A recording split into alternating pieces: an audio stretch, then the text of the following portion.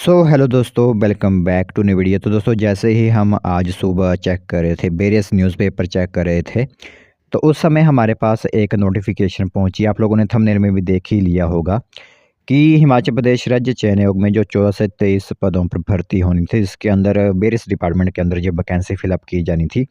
जैसे कि एग्जाम्पल के लिए मैं आप लोगों को बताऊं, जेवीटी के पद इसमें थे। आप लोगों के कंप्यूटर इंस्ट्रक्टर के जो आईटीआई इंस्ट्रक्टर के पद होते हैं वो इसमें थे। हिमाचल पुलिस के अंदर सब इंस्पेक्टर वगैरह की भर्ती इसमें थी, फायरमैन डिपार्टमेंट की भर्तियां इसमें थी।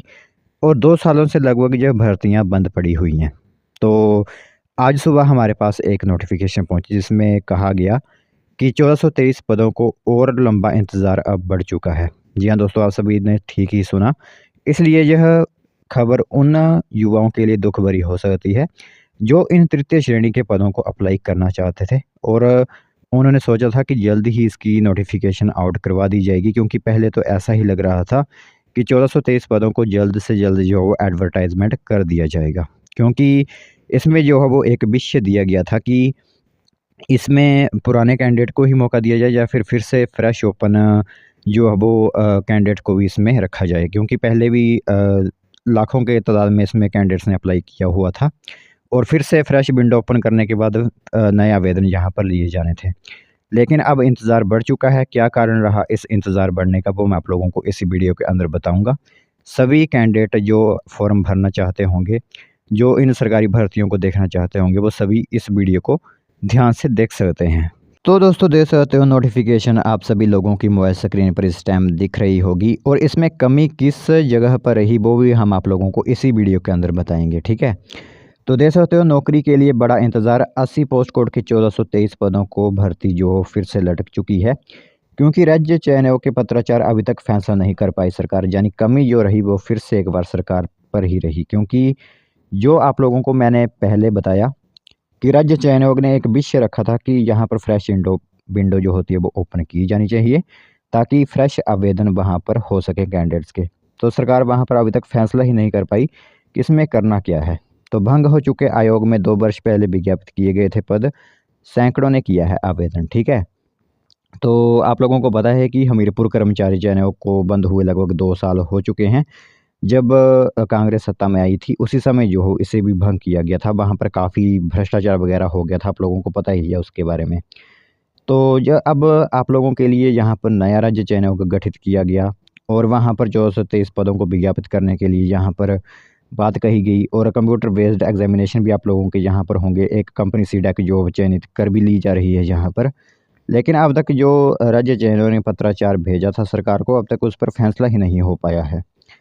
तो देख सकते हो, अब डिटेल में आप लोगों को मैं बताता हूँ। तो पूर्व में विज्ञापित 80 पोस्ट कोड की भर्तियों को लेकर सरकार फैसला नहीं कर पाई है। 80 पोस्ट कोड तहत के 1423 पद अलग अलग विभागों, बोर्डों और निगमों में यहाँ पर भरे जाने थे। तो राज्य चयन आयोग हमीरपुर की ओर से 1.5 माह पूर्व सरकार से पत्राचार किया गया कि आखिर किस तरह से भर्तियों को आगे बढ़ाया जाना चाहिए। आयोग की और अभ्यर्थियों को आयु सीमा में 2 वर्ष की राहत देने की सिफारिश भी की गई है। हालांकि सरकार की ओर से आयोग को कोई जवाब अथवा निर्देश नहीं मिला है। तो ऐसे में 2 वर्षों से इन भर्तियों का इंतजार करने वाले बेरोजगारों को कोई राहत जो है वो नहीं दी गई है। ठीक है, तो ये एक इन्फॉर्मेशन महत्वपूर्ण आप लोगों के लिए रहने वाली थी, जो मैंने आप लोगों को यहाँ पर बताई।